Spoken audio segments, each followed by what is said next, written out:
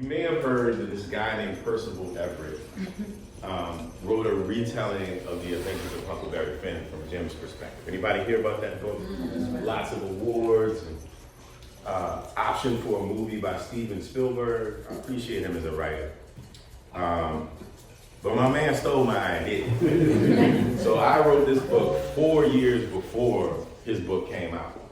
My name is Michael Otieno Molina, and I'm the author of No Such Thing as Enslaved, and I wrote it in 2020, 4 years before Percival Everett. And I have copyright ideas. His book is completely different in so many ways. And mine is better. And objectively so, but I will say, I'm gonna explain why mine is better. In Percival Everett's imagination, James's intelligence is rooted in being a reader, speaking the King's English in secret, and imagine debates with Locke, Rousseau, and all the European philosophers. So in a lot of ways, Percival Everett's Jim's humanity is dependent upon whiteness. In talking white in a colloquial way, thinking white in a philosophical way.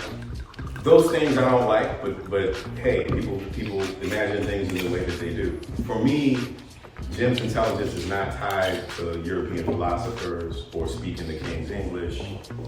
In fact, his brilliance is his blackness in the way that it manifests once it is free in mind.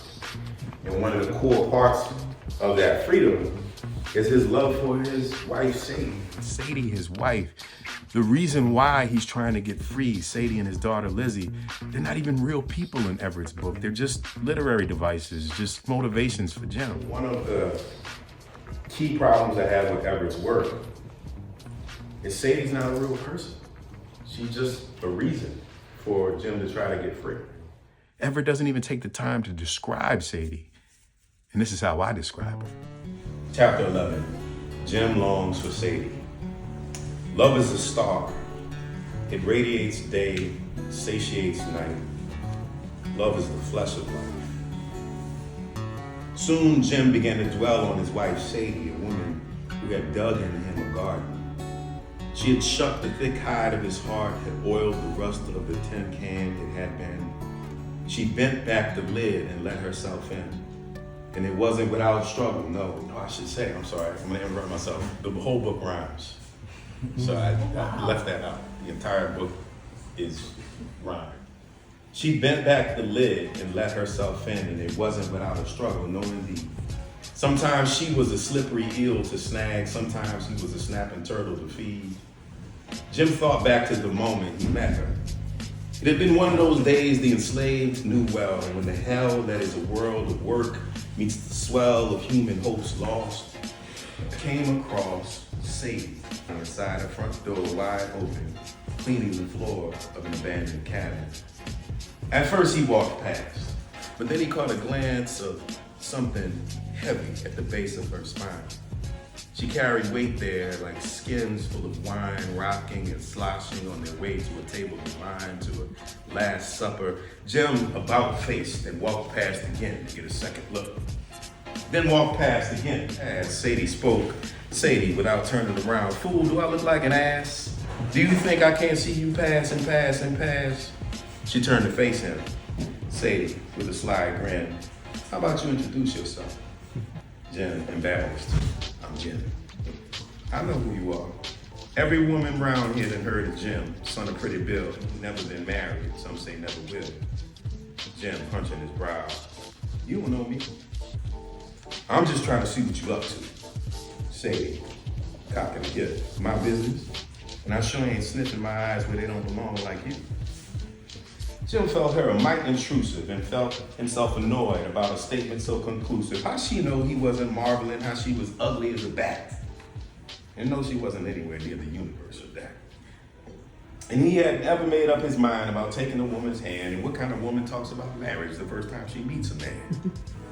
His head told him to walk away, but he couldn't move his body from mirroring hers, heart square and face to face. Her skin was molasses, dark enough to reflect the light, white teeth so white she looked like she sucked the cloud all night. Her cheeks were set high under deep onyx eyes that shined and smoldered. The neck was a crepe myrtle tree trunk that plunged into her shoulders. And he wasn't one to pay so much attention, and here he was tumbling down the gravity of her body like a loose boulder. And for a moment, he'd forgotten all the fatigue and fury with being enslaved that had drove him to the wood in the first place. Needless to say, he came back to see her many times, and anyhow, here are the things he remembered now. Sadie told Jim about a man she had loved and how her face went soft as she spoke of his loss, and how she looked like God after having given her only begotten son, and how it broke Jim's heart open and stuck in his head, and how Jim longed to raise her love from the dead. How Sadie had these phrases she would say when Jim got into a funk. How she'd say, live your strength. How she'd say, let things come. How she'd say, walk you beautiful, talk you beautiful. How Jim's heart, now broken open, was filled with gratitude. How Sadie was careful and stubborn and loved the way his attention savored her, and how all that made Jim want to work to keep her favor. How the iron in each of them became steel through heavy laboring strokes that melted the hard grays of their limestone days till their night views cooled to coke. How they made their metal into a soon-to-be child through the fires they stoked. How one day, Jim stood before Sadie, gleaming with sweat, unsure of what to do. Jim, clearing his throat. Sadie, it was a walk, a long walk to meet you here with a mind on the future. But I drove my will like a steer past the part of me that wanted to veer rather than hold the woman's burden. Lord knows it's heavier than a woman be deserving. But I just won't leave a woman who's urban, who carries sacks of rain for a man who can't cry. A woman who can think and why, but would rather figure out how and when and what then. If you keep my body warm, I'll never search for new heat. If you give my soul space, I'll never retreat. You honor my gifts, I will lay them at your feet. If you have it all, I'll give you all of me. Sadie sucked the breath and covered her mouth. If you think you have to, I won't. You may want to leave if this child isn't born, I won't. Jim, I don't know what to say. Say you'll have me today. You know I'll have you every day. Yes, every day. And what's done is done. We ain't done nothing till we jump that broom. We'll call the preacher man. Call him to come. But let me in first. Let me in, man.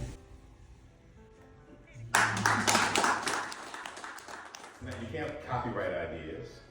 His book is completely different from mine in so many ways.